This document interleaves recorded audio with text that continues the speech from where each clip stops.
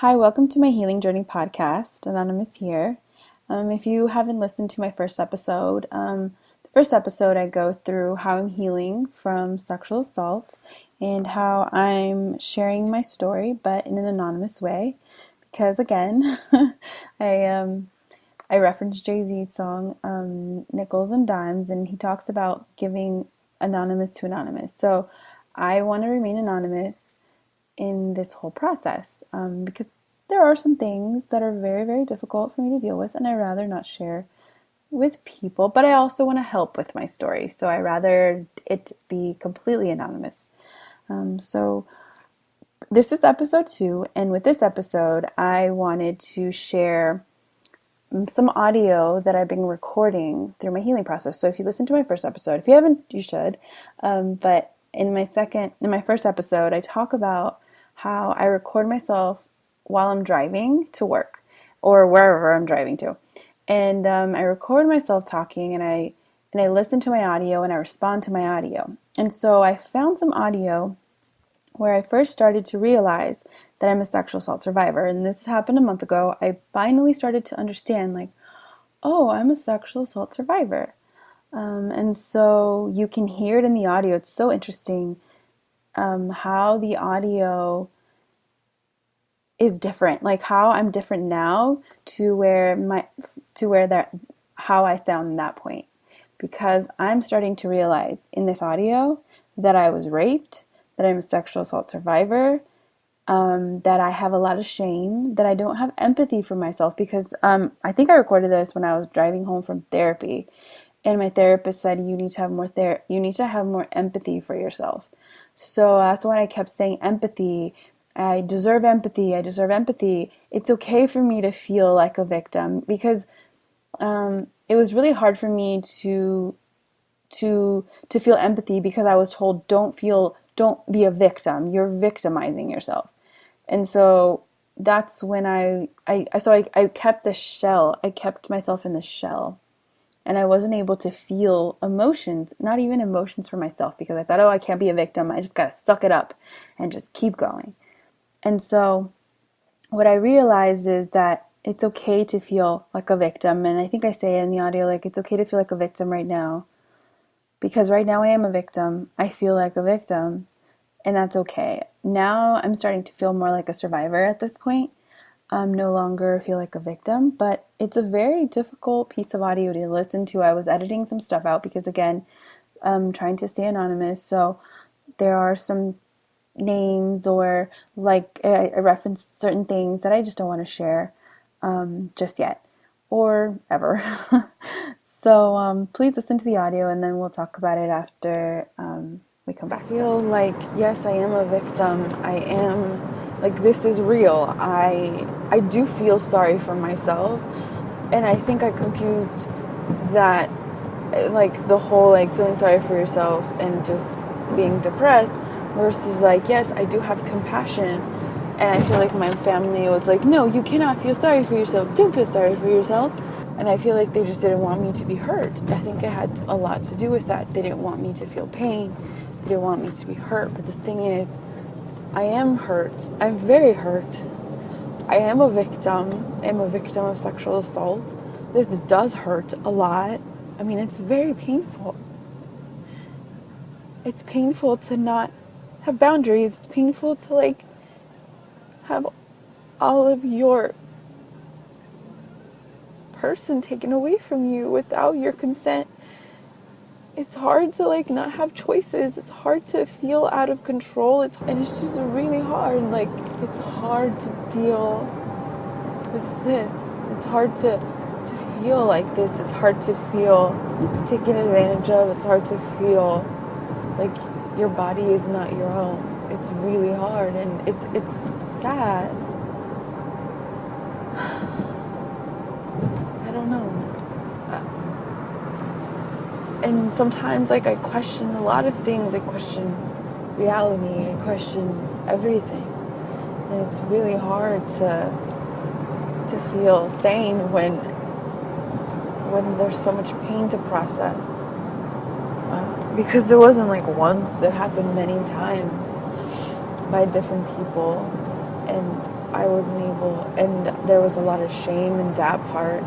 I should have gone to therapy right after, but I didn't know. Like, I didn't know how hurt I was. To me, I'm like, oh, I'm fine. I'll be okay. I'm okay. I just cried a little bit. But there is a lot of pain associated, a lot of emotional wounds, a lot of very difficult things involved with feeling like this, feeling this pain. This pain hurts a lot. Like I've learned to process everything. Not being able to process all of what I need to process. I feel hurt. I feel so hurt. I feel so cheated by life. I feel just cheated. I feel like life, like, like I'm just a victim. I feel like I'm just this person, just this like paper just floating in the wind. The wind takes me wherever it wants to take me. And it's so difficult to feel like that because I just feel out of control. I feel like I have no control over my own life. But I do have control over me and how I feel. But it's just really hard to deal with a lot of the stressors because I'm really strong. Like, I know I'm really, really strong, and I know I'm able to really just. I know that I'm able to get through like the hardest parts. It's just really hard to deal with. It's just really, really hard to deal with feeling like this. I don't know. Like I can't even trust myself because I can't. Like it's just hard because I feel guilt. Because I feel like, why did I do this? Why did I do that? Why didn't I trust my parents? I'm just like, why, and all these like. But I didn't know. If I knew, then I wouldn't have done that to myself. Then I wouldn't have put myself in that position. I would have not done that. I just have to be more patient with myself, and I have to have compassion. I have to have compassion for myself. I have to have compassion for me and what I've gone through. I deserve compassion. I deserve that so much. It's just so hard to be in this place, to feel uncertainty, this difficult uncertainty. It sucks. It's almost sick. It's 6 years, over like 6 years almost to the day that that I got free of this evil person, and it just sucks. It sucks because then I found this evil person or whatever and a lot of other people because I didn't have compassion for myself. I didn't, and I get to have compassion for myself now, and that's what matters. It's just really hard. I'm scared. So much fear. I think it's just this terrorizing fear that I feel. That's why I have so much anxiety. That's why I have depression. Because I'm afraid. I'm afraid to live my life. I'm afraid to make my own decisions. I'm afraid to be who I am. I'm afraid. There's a lot of fear attached to this because there was fear in my eyes. I did cry. It hurt. Like, I was hurt. Yes. Like, I was straight up raped. Both situations, all of them were rape. Not just sexual assault. And it's just really hard to deal with something like this. Okay, so welcome back. So that was the very first audio I recorded after realizing that I was a sexual assault survivor / victim. In the audio, I felt like a victim. And so I just want to talk about the notes of it. I was in my car, so again, I drive a lot because of work. And so you can hear like the cars and the blinkers, and when I keep sharing my audio, you're going to be able to hear me cussing at people. I'm going to be like, fucking bitch, move the fuck out of the way, stuff like that. So it's kind of silly at some points. I mean, I'm sorry, people, that I cuss at you. I apologize that I cuss at people when I'm driving around. But I just kind of wanted to comment on some of the things in the audio so you can kind of see like the different coping mechanisms that I was using, the different shaming tool, like just the different coping mechanisms, and then the way I was shaming myself. So it's just the different things that that rape kind of makes you feel. It makes you feel certain emotions that are very painful. So one of them I was talking about my family. So my family, they love me very much and they just didn't want me to feel pain. So for them, they just kind of wanted me to move on from the situation. Again, they didn't even know I was raped. I think I mentioned it to a few of my family members, not everyone. But they didn't know I was raped. And so, I mean, I barely found out I was raped. But they just wanted me to move on. And because after the breakup, I was with this person who raped me the first time for 9 years. So after the breakup, we broke up, and my family just kind of wanted me to move on because he was very controlling. He was a predator, a sexual predator. So they wanted me to move on and things. But so then I just kind of, but I was in so much pain, but they just wanted me not to be in pain. So they didn't want to see me go through all this pain. So that was me kind of talking to myself, saying, yes, I am a victim. It's okay to say that I'm a victim. And then if you listen to the more of the audio, I talk about choices. I feel like I have no choices. I feel like I don't have control over my own life. I feel like cheated by life, and that is very normal for people who have been sexually assaulted.